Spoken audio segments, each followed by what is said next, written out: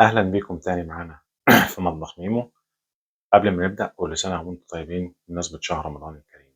النهاردة معانا حاجة سهلة وبسيطة على السحور برضو. زي ما بنجدد في أكلنا نجدد في السحور، مش لازم فول وطعمية، لا النهاردة معانا بيتزا البالاتشينكن أو بيتزا الكريب. سهلة وبسيطة ومكونات برضو موجودة عندنا في كل بيت. بس قبل ما نبدأ، دعمكم لينا واشتراكنا في قناتنا على اليوتيوب عشان يوصل لكم مننا كل جديد، ونذكر الله ونصلي على النبي. طيب حبايبي، زي ما قلنا مكونات سهلة وبسيطة جدا. أول حاجة بنعملها بنجيب طبق غويط زي دوت وبننزل فيه ببيضتين أهو.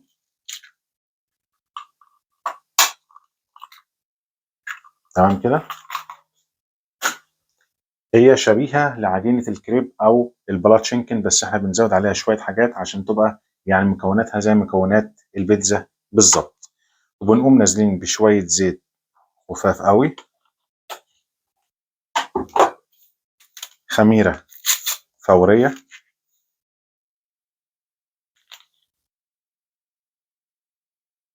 شوية ملح، وبننزل معاهم بشوية سكر أهو،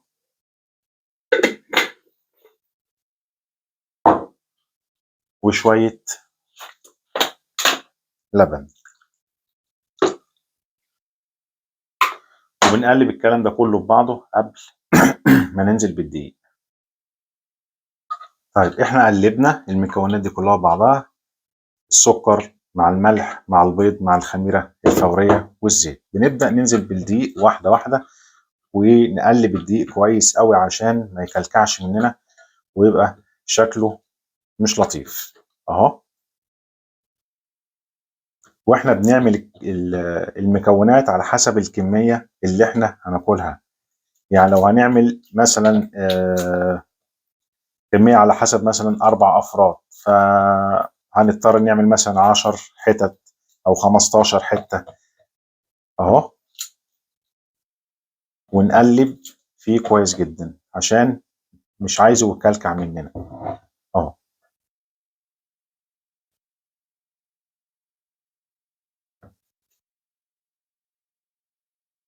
وفي نص الشغل بننزل بشوية مية دافين أهو.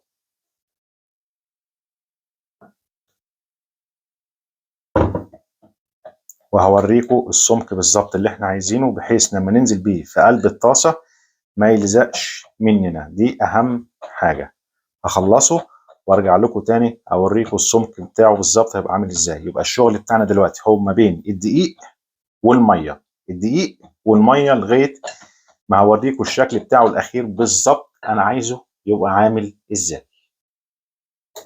طيب حبايبي، انا عايز القوام ده بالظبط، اللي هو ولا تقيل قوي ولا خفيف، زي عجينه الزلابيه كده بالظبط اه. بنعمل ايه بقى بعد كده؟ بنغطيه حوالي بالظبط 10 دقايق لغايه ما يخمر معانا ها، بورقه ستريتش كده، وبنرجع لكم تاني.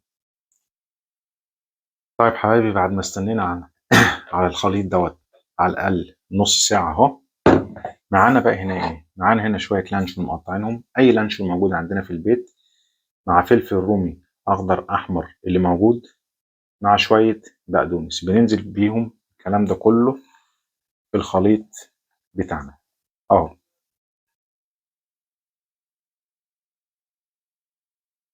اي لانشون موجود عندنا في البيت،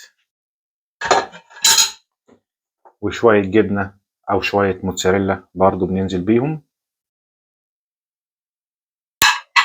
وبنقلب الخليط ده كله ببعضه. وكده الخليط يكون جاهز معانا.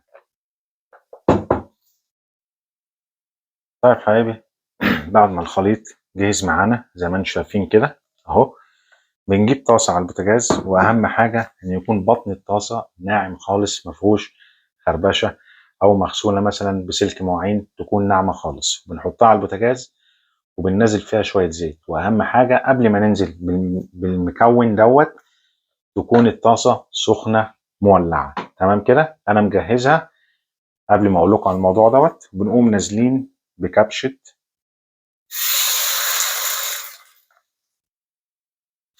من البلاتشينكن اهو، وماشيينها كلها في قلب الطاسه بالطريقه ديت، زي بالظبط عجينه البلاتشينكن اهو او الكريب.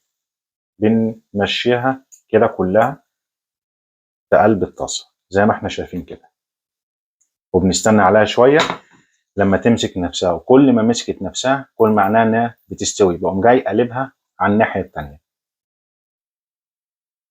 طيب هنبتدي بقى احنا دلوقتي نقلبها على الناحيه الثانيه بحرص كده، بنمسك من الطرف كده واهو بصوا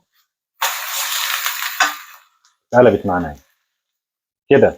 الطبقه دي استوت، هنستنى برضو على الطبقه الثانيه لما تستوي شويه دقيقه بالظبط وهنطلعها اهي. طيب انا متعمد اعمل واحده قدامكم عشان تعرفوا بتتعمل ازاي. بعد ما استنينا دقيقه بالظبط على الطبقه الثانيه هنقوم جايبين طبق فاضي اهو معانا ونازلين بيه كده اهو. خلصت معانا تمام. هخلص الكميه الثانيه وارجع لكم تاني. طيب حبايبي ودي بيتزا الكريب او بيتزا البلاتشينكن بعد ما خلصت. انا اسف ان انا بقول بلاتشينكن لان هي اسمها كده عندنا في اوروبا بلاتشينكن، واعرف انها اسمها عندنا في مصر كريب. على انا بنطق اسمها صح ولا غلط يا ريت تكتبوا لي في التعليقات.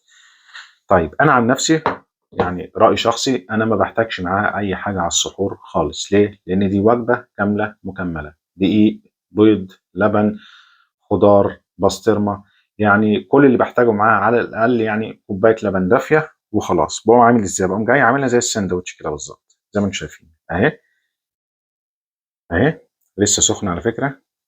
بسم الله.